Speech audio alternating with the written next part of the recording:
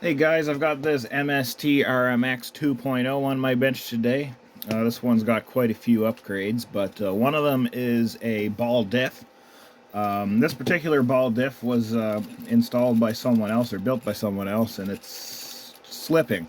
So I just want to take it apart, have a look at it, make sure everything's okay. But I'm going to use this as an opportunity to show you guys how to actually take diff out. I watched a few videos before doing this, and they just seem to overcomplicate things. Makes it seem like it takes forever, it's intimidating, what have you. So it's actually pretty simple. You don't even need many tools. I use a 2mm Allen key on an electric screwdriver. You could just use it like one of these MIP wrenches here, and then of course your 7mm hex to get the wheels off. But aside from that, that's pretty much all you need. I've been working on this car for a couple of days getting it dialed in, so I'm not wasting any time getting this apart.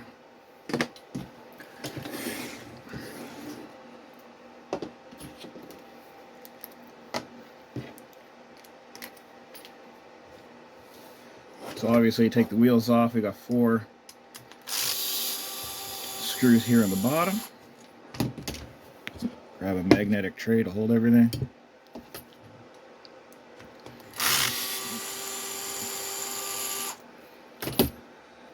I'm going to try to do this in real time. I've got my kind of torque set low on this so I don't hurt anything. Doesn't need to be super tight, it is just a drift car. Yeah, I figured I'd show you how to do this without any 2-minute intros and someone babbling on forever about what they're trying to do, and just do exactly what needs to be done. Now I'm just trying to remember what I actually need to do here. These need to come out.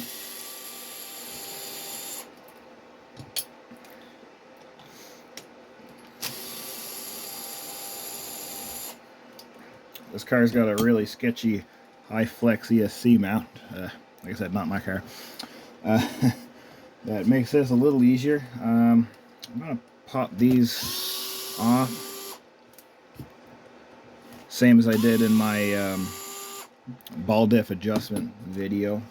And then you just pull hard to pop these cups. Go here, ball cups. Pop that. CV comes out. Same for the other side. There we go. Pop that off. Now, there's one thing I forgot to mention. I do need a 2.5mm hex, because there's 5 screws over here I gotta pull out. So here's one. Right up here. 2. Now all these screws have tiny little washers on them, so make sure you don't lose them. These ones hold the motor on, so the motor's going to fall off here in a second. So now that motor's loose. And to get this off, you just need to take this one screw here out that holds the spur gear on. You don't have to take all these out and then everything's just this one. Pop that over here. Spur gear comes off. Motor comes off. Gearbox is out of the car. Just gotta pull. Sorry, it helps to pull the screws out all the way, doesn't it?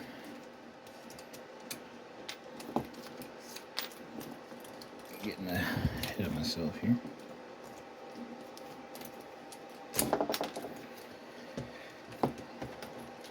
Make sure that's out all the way.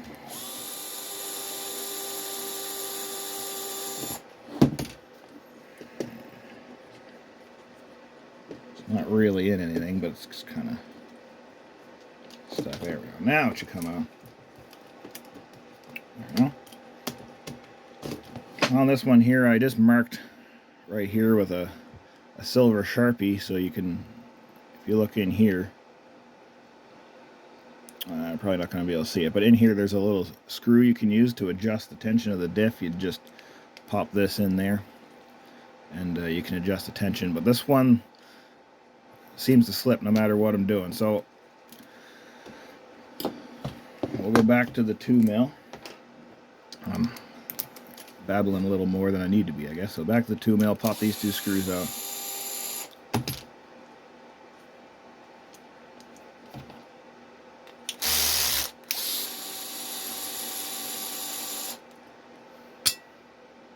Remember which one's which. I think these are all M3x8, so I got them all together.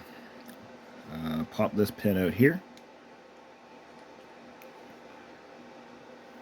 And then these little collars come off.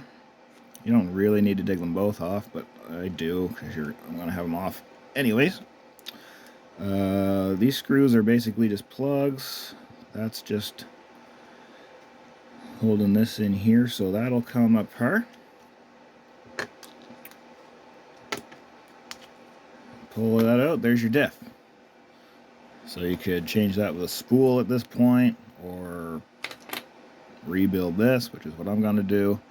But anyways, I'm going to pause that here, and I'm going to rebuild this. I've never done one before, so I'm not going to make a video and pretend I know what I'm doing. You see that a lot, but I'm not going to do that here. Yeah, so I'll be right back when I'm putting this back in. Alright, so I got this thing rebuilt. There's a lot of grease in it. I'm hoping that was just causing some slip. It seems to have a lot more bite to it now. Anyways, that's not why you're here. To put it back together, just do everything backwards. So we'll pop that in there. Pop this in here.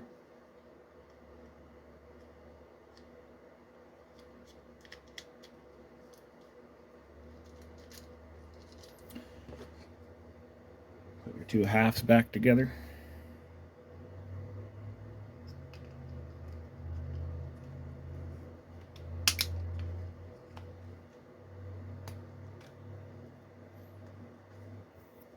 And we've got 2 and 3 screws.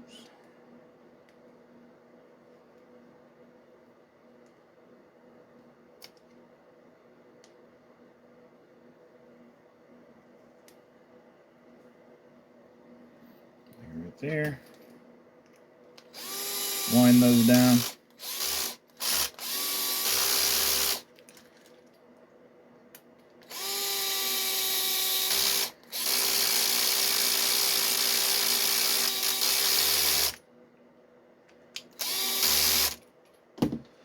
They were getting bound up a little bit. I'm not sure why. Yeah, so plastic pick comes in handy if you're maneuvering anything that's been on a magnet. Obviously, that'll be magnetized, and if you had a metal pick, it would be magnetized. Clearly, a metal pick is magnetic. And if you use that around a screw that's been on a magnet, it kind of sticks a bit. Which you don't want if you're doing tiny bearings or something in one of these. You know, you can use this, it doesn't stick. Anyway, that's not why you're here. Back to the car. So, everything in reverse. Pop this on here. There's a little ridge in there, obviously, that goes to the outside. The other ones, I had that there for the bearings and the diff. This goes here. Boom. Now, if you disassembled your entire front end and took all your bearings out and took your motor apart and rebuilt your servo, changed all your rear axle bearings, now would be the time to put it all back together. Back to this point, and we will slide that in there. Oops. Throw that anywhere. Anyways, pop that in there. It'll snap into place here, kind of like that. Shortest bolt. The shorter. The shorter of the bunch goes in the front here. Switch to the 2.5. Wind that in here.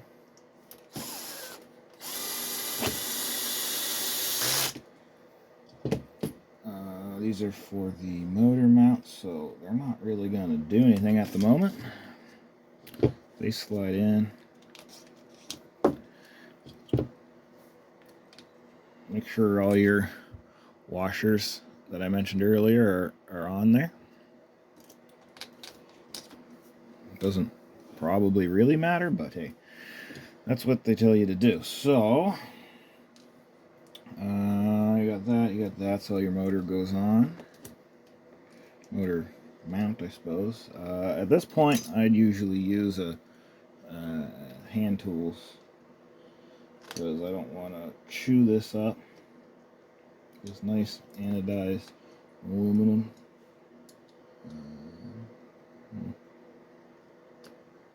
So we'll line up the motor bolts down here. Wind those in a little. Once you get two, the third one's pretty much set up, and then we'll send it home with the electric screwdriver, because I don't have time to be wrenching all day. I got to get this thing set up. So whoop-de-doo, motor's on there. Alright, so one of the harder things to do here that I normally would have done before this is getting this pin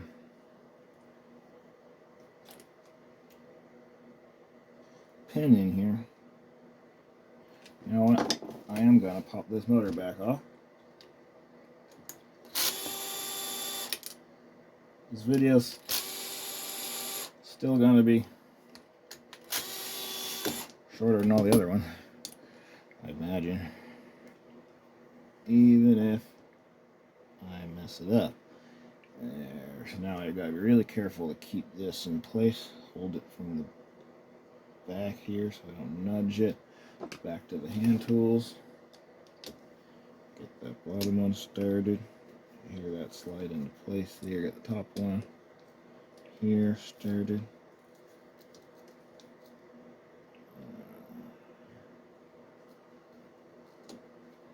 There you go. Once there's two, the third one doesn't really matter. It will be lined up like that.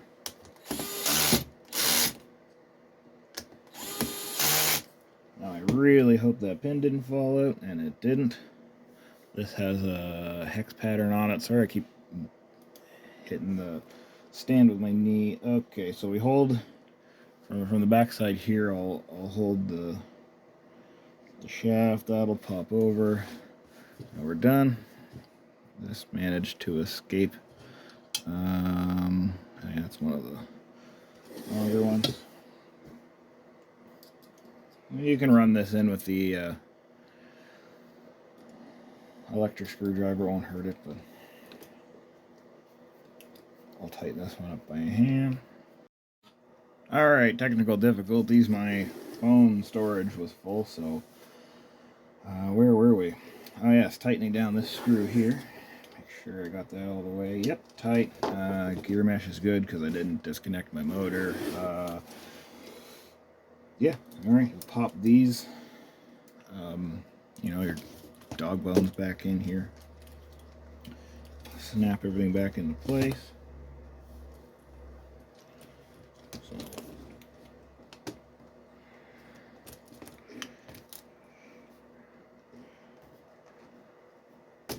get him in there. Just make sure these are up and out of the way here. Pop that in. Now, mind you, the gearbox isn't really bolted in right now, so you kind of have to hold it when you're applying pressure. But it's nice having everything loose, so you can get it lined up there. That goes in there. Snap this on here. There. Same on the other side. Swing this around, bring it up under here. Snap it in place. And that's pretty much that. I've got two more short little screws here that will go in the shock tower. Oh, at 2.5.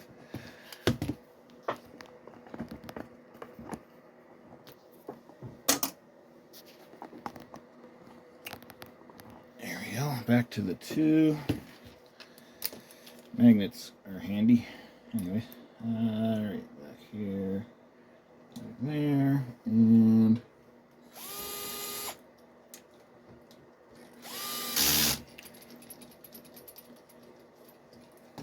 send that one home. We'll send this one home. These 2.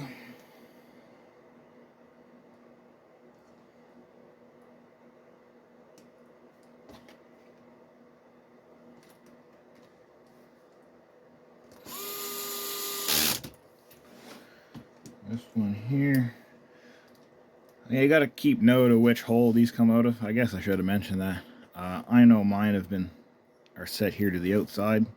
I just did the setup on this car last night, so I'm pretty fresh in my mind. But anyway, I always recommend taking a picture.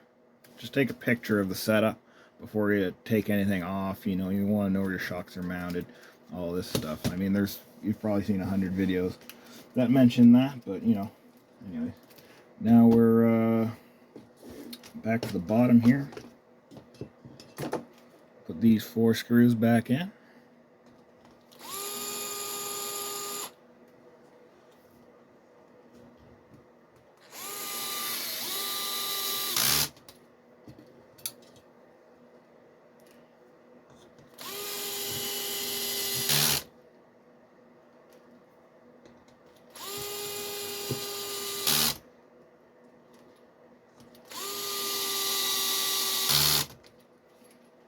You may see this piece of tape here. That's just I'm tuning.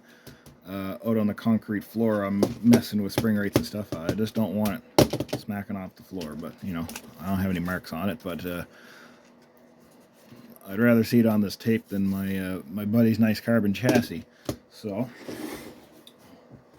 a little pro tip for you, I guess. So we'll go back to the 7mm hex.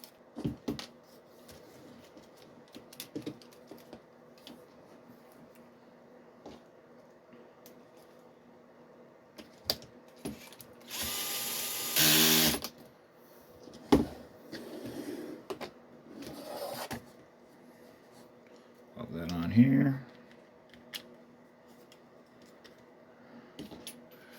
That engaged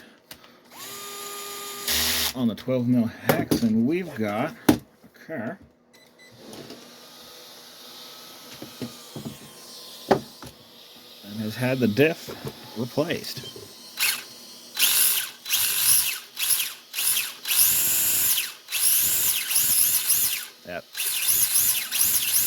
That sounds a lot better than it did before. So there you go. That's how you, you know, take your gearbox out, change a diff. It's not that hard.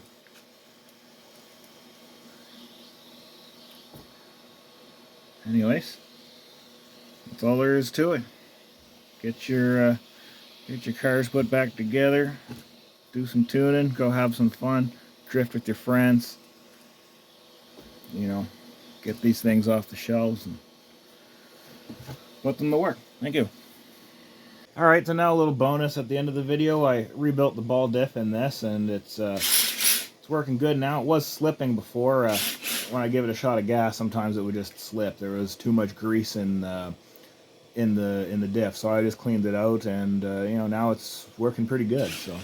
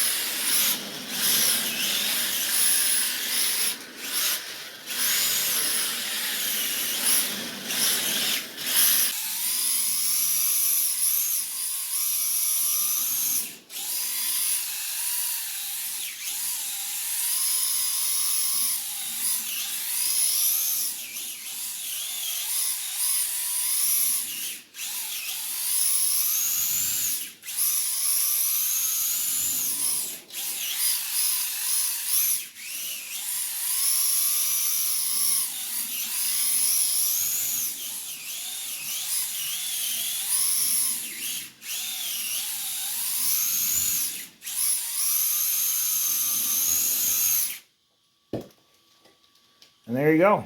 It's working good now on the carpet and on the concrete, so I'd say that was a success. And now you know how to take a diff out in less than 3 hours.